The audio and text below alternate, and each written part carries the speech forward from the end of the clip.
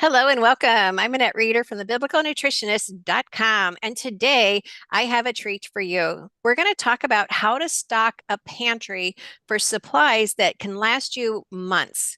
You never know when that next snowstorm is going to come or catastrophe happens, or even just losing a job or losing income.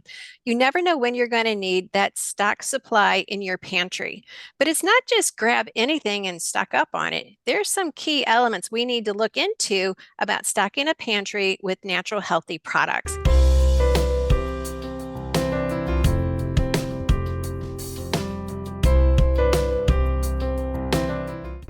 And today, I am so delighted to share this conversation with Mitchell Hagan from Country Life Foods. We totally love Country Life Natural Foods just because, well, we like their foods, period, but they also have been a great sponsor for our retreats, the Biblical Wellness Retreat. So, welcome, Mitchell. I'm so excited to share this conversation with you. Yes, super glad to be joining you here, Annette.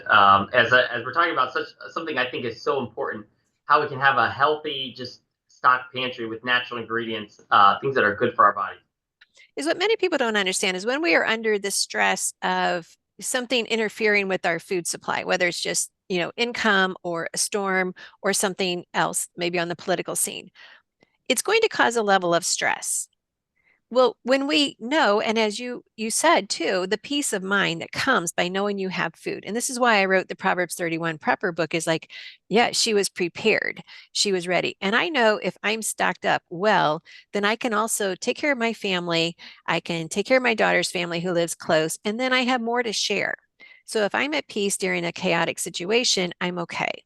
And there was a time we were without an income, so I did start diving into my prepper supply. But what I want to say is, though, we need to choose the foods well. And there's many companies out there that I would not want stocked up using their products to stock up on. But how do you make sure your foods are in a they are clean for us to have? Because when we're under stress, that's going to be a key factor in our health.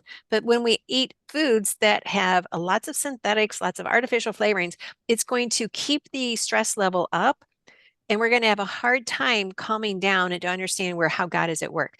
So long swing around for that question, but how do you make sure your foods don't have all these preservatives? Yes, exactly, exactly. So yeah, we made the conscious decision as an organization a couple of years ago to go with everything that we carry is not genetically modified. So it's all non-GMO, and then we also carry a wide variety of organic options. So we know that there's no pesticides, because some of those pesticides, I mean, they're used to kill weeds, but they're not good for your body either. And so we carry all kinds of organic options, and then also exactly what you said. Sometimes you look at a food label of a product, maybe at a convenience store or some of these other long-term food supplies where they're trying to make it so it's preservable and it's freeze dried.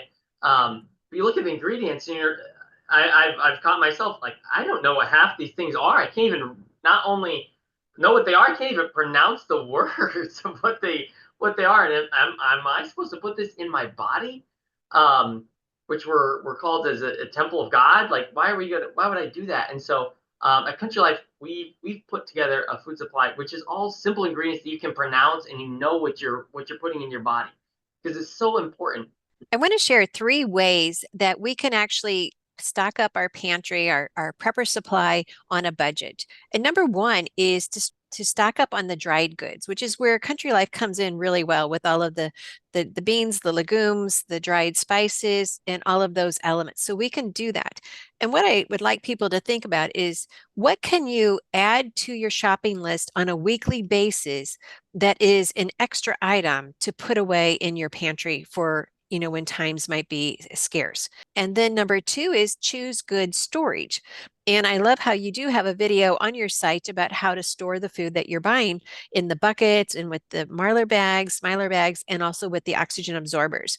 So that would be number two. So if we're storing it well, then we're not wasting any money in our investment. If we don't store it well, and I know I've had people who say, oh, I opened my closet and there was just bugs all over the place because they didn't store it well. We don't want that to happen to your investment. And food is an investment. And number three is watch for sales. I know even Country Life has sales, and you can just see what's on sale because traditionally and typically these type foods don't necessarily spoil. So even sale items can be stocked up on and you can save those. So those are the three ways. Stock up on dried goods, gather them weekly, monthly, however you can fit it in your budget, but keep doing it. And then choose good storage and watch for sales.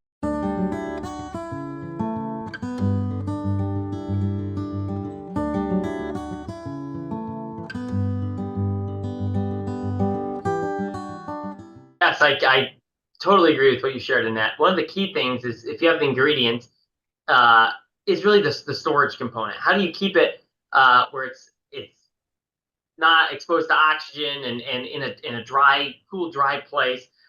It's really how all these foods they last for long periods of time, and so really the storage option is so key to it. And three other things that I'd like to add when you're building a pantry, when you're building supplies to satisfy you when times might be tough, or when sickness happens, or income drops, or there's a storm and you need to dip into your prepper supply, three things you need to avoid.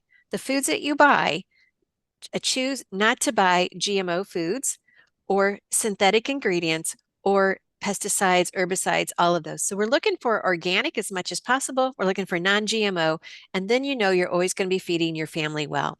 Well, thank you, Mitchell, for sharing this with us and being a part of the Country Life Natural Foods and sharing with us at our retreats, at the Biblical Wellness Retreats. We always enjoy sharing your goodness there and just how you've been such a good part, a good partner with the Biblical Nutritionist. Yes, thank you, Annette. It was great getting to connect, and we greatly appreciate all the work you're doing there with the biblical nutritionist and really helping people see biblical truths through healthy eating. So I greatly appreciate the time here to. All right, thank you so much. And for those of you watching, we put a link down below to the Country Life Natural Foods. You can check them out and just see what all you can start stocking up on. Or really, they're there for just everyday purchases, even your weekly groceries, your monthly groceries, however you want to utilize them, and just save yourself several trips to the store. And they have a lot of foods you might want to check out. For the rest of you, go ahead and go to thebiblicalnutritionist.com. Check out the 7 steps to amazing biblical health. People always say, Annette, how do I get started? How do I change because I have this health problem or that health problem? 7 steps to amazing biblical health. That's where I start all of my clients. I've just shortened it into a shorter version so you can get started quickly. And that's going to get you started on the Bible diet, recognizing your beliefs as to who Jesus is. All of that is wrapped up in a really short course and it's free. So go to my website, check out 7 steps to amazing biblical health. And in the meantime, go ahead and hit like, subscribe, and then share this with 2 or 3 of your friends. Thanks for watching.